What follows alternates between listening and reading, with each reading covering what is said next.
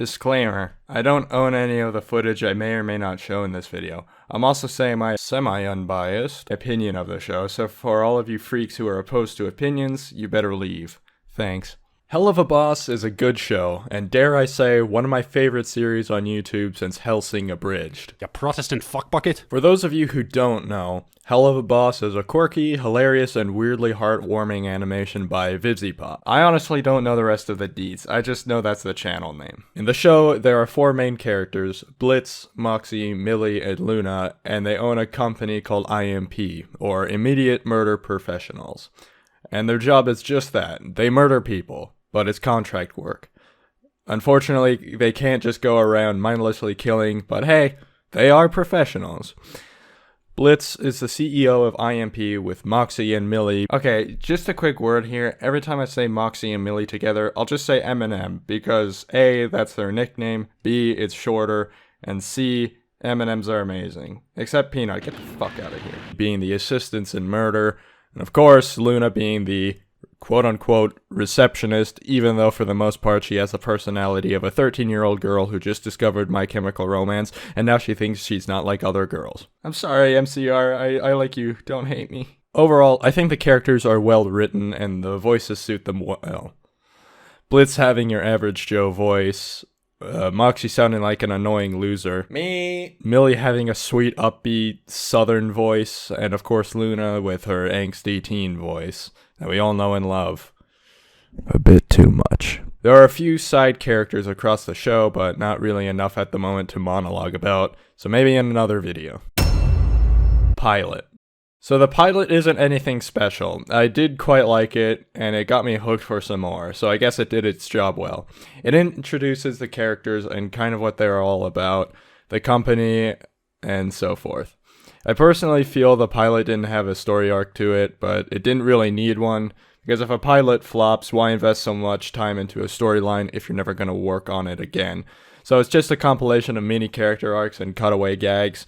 You get to know more about the characters and how they act and their relationships with each other. Other than that, you could probably just skip the pilot and move on to episode 1, but I think it's worth a watch. Oh, and also there's a kid involved, but I won't really get into that. Episode 1, Murder Family. Okay, it goes without saying, I think this was their weakest episode. They had a storyline which was decent enough, it showed Imp in action and how they really do their job, which gives them just a small amount of extra depth, but it's short-lived by some of the comedy. I had 2 laughs on this episode and a few giggles, but compared to the others, the humor was either lacking or recycled. But then again, my humor is the same thing. The episode revolves around a kind and loving school teacher who finds out her husband was cheating on her on his birthday, and she snaps and kills her husband, the girl he was butt-ing, and then herself. We later find out the lady she killed survived and became a national hero, so now our heroes, Blitz, Moxie, and Millie, need to go and kill her. So already we got the foundation of a story. It's nothing too over the top and it works well. It's still a good episode, just not really my favorite out of all of them. Episode 2, Lululand. Oh boy, what a great episode. I thoroughly enjoyed this episode from start to finish. I would say their best episode so far. It's got the perfect balance between humor and it hits you in the feels really well at some points. I have nothing to really complain about for this, so I'll just move on to the summary. So it starts with the owl dude, who apparently has a daughter, and she has a nightmare. He sings her a lullaby, then puts her back to sleep. It transitions to an older version of the daughter waking up to the owl dude and his wife fighting. Long story short, the girl's quote-unquote world is burning down around her. Don't need to analyze that, cause, hey sister, I've been there. Her dad... Okay, what the fuck is this owl asshole's name? Stolas tries cheering Octavia up by offering to take her to her used-to-be favorite place in hell, Lululand. So, of course, this leads to Stolas hiring IMP to be his and Octavia's security. Also note, I love this episode because it has my favorite meme in it, but also because I feel a deeper connection to the characters emotionally, obviously. So anyway, they encounter some baddies and some very, very, very repressed memories. But then it gets to the best part, the emotional scene between Octavia and Stolas. Conflict resolved. And end. 11 out of 10. But I won't spoil anything because if you haven't seen it, I'll just ruin it with a poor explanation and shitty relatability. Episode 3, Spring Broken. Ah yes, summertime beach setting, awkward romances and crushes, and a whole lot of visual innuendos. It's episode 3.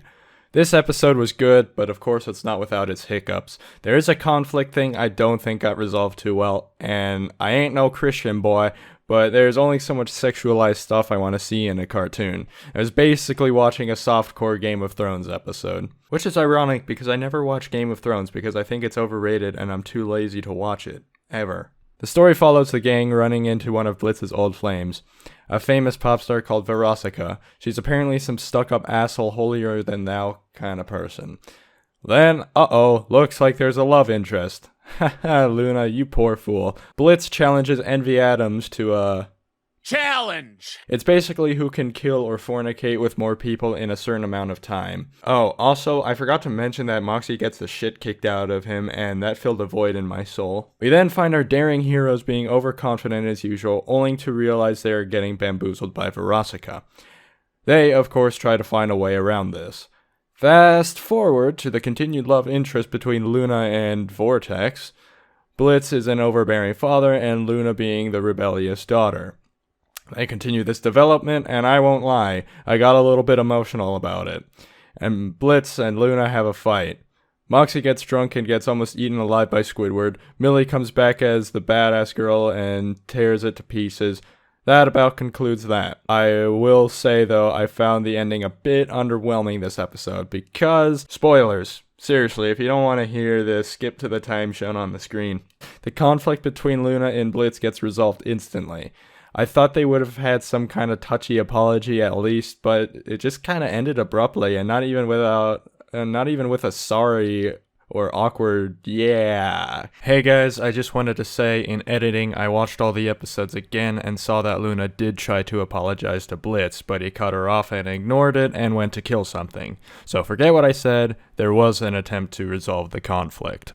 Oh yeah, the portal's open, time to get our parking spot. So I felt like that was incomplete, but it could add something for the future. I don't know, maybe demons don't share emotional things, but whatever. All in all, Helluva Boss is a show with a lot of potential, and if done right, it could be a very, very popular show. Well, it kinda is anyway. I just hope they continue a good balance of humor and emotion because I find that a strong point. I would recommend the creators to use the second episode as a guideline on how to make episodes, as it was their strongest yet.